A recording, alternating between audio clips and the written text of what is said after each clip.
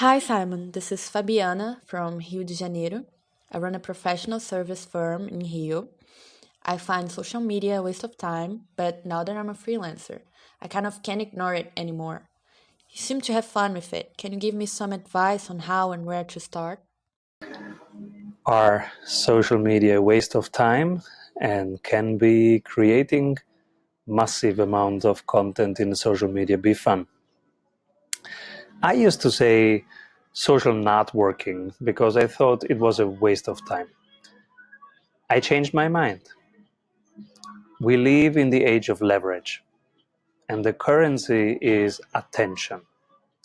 Energy flows where attention goes. So, is it a waste of time to read what other people eat? Yes. Is it a waste of time to see where other people do vacations? Yes.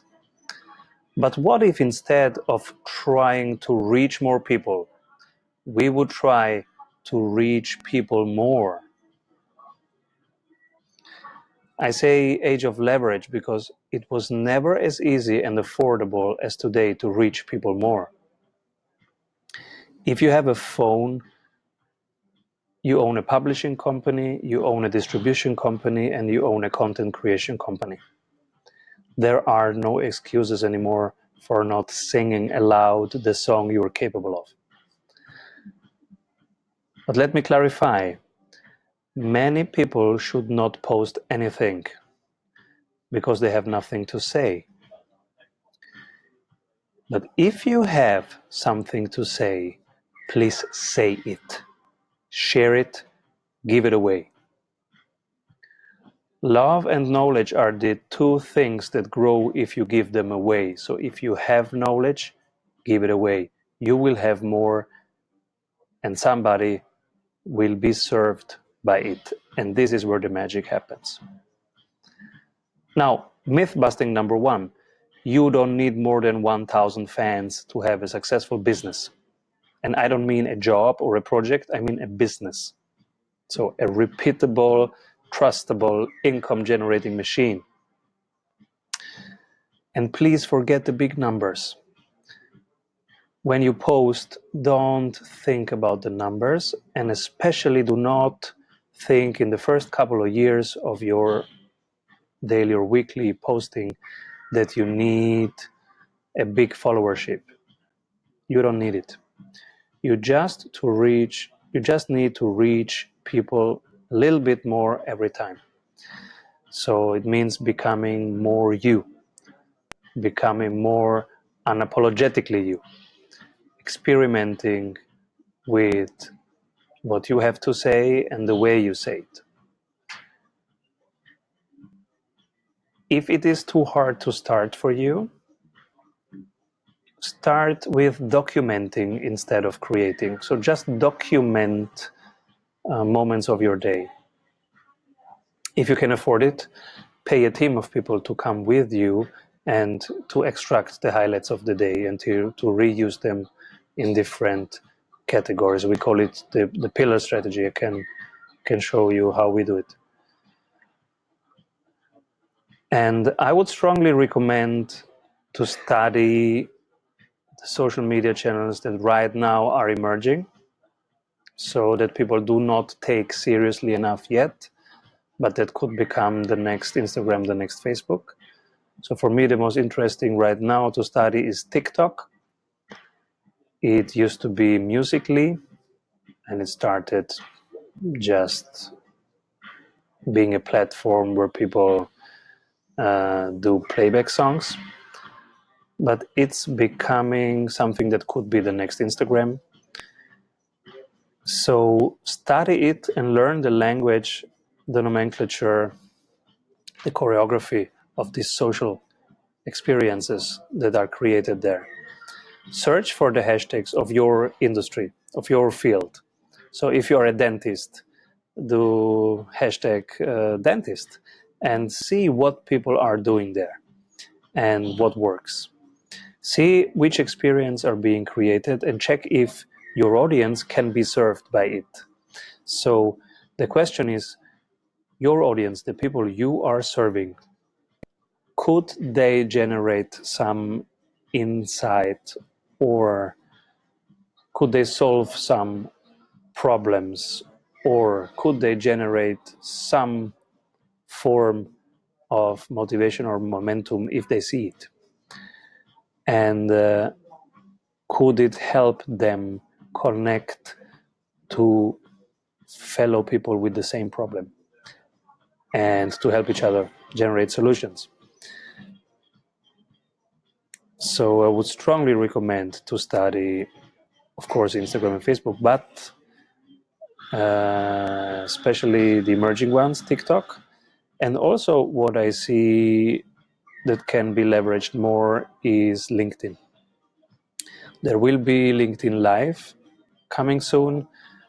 Currently, it's just 10 people worldwide who have access to it, but that would be interesting for people in many industries. And one advice that I would give is do it for you and not for others, because the main risk is the burnout. So I see people creating and burning out because of their frustration with the number of likes they get, with the number of people that follow them. So remember, myth busting, you don't need millions of fans, you just need 1,000 for a thriving business. If 1,000 people like what you do, match your values, find what you give away every day helpful, this is a foundation for your business, which is good enough. Many burn out because they give up too early. So especially they think that they should have, I don't know, 100,000 followers in the first couple of years.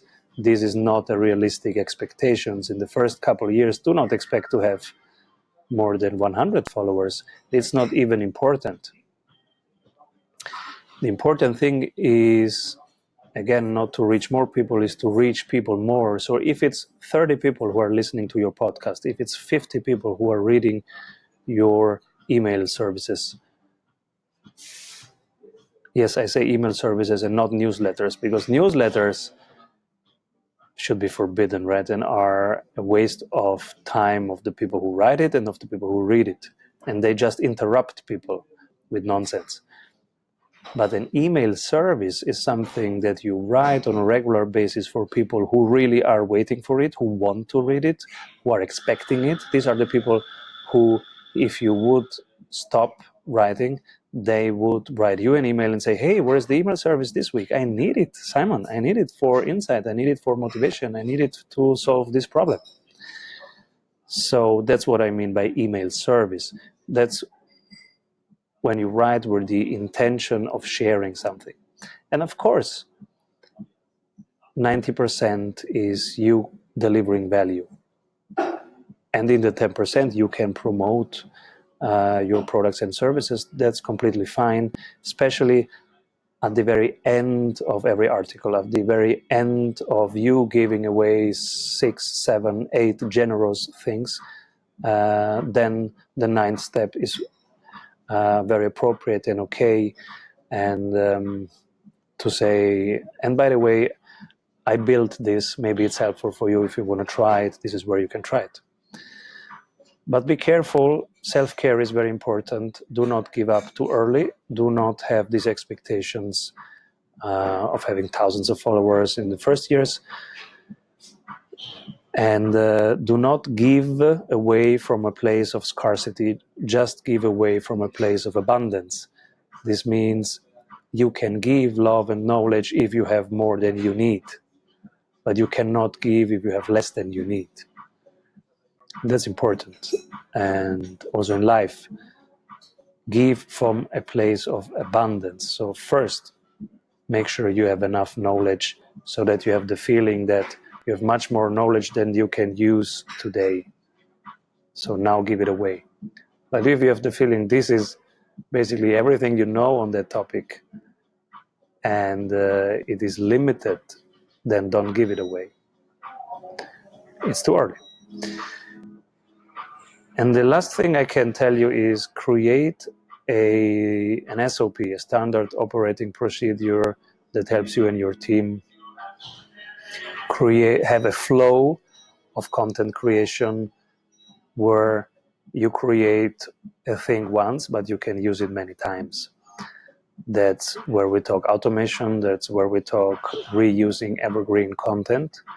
And I will make an episode on that, on our SOP, which we call the value creation flow, in this very next episode. So if you're interested in the SOP value creation flow, stay tuned. The next episode is about that. I hope that was helpful, and see you next week. Hi, entrepreneurs. No matter if you are going from 0 to 1 or from 1 to 10, you are not alone. Our community of over 16,000 entrepreneurs has done remarkable stuff in the last few years. We've seen single parents start their business and grow it to 7 figures. We've even seen couples succeed as entrepreneurs together in life and work. Now, we've created workshops that can propel you to freedom and growth without needing to fly away from family and friends. Our new workshops work from anywhere, anytime, on any device. Let us help you be found when you are needed the most by the clients you truly want to work with. Check strategysprints.com to build up your business and have fun doing it.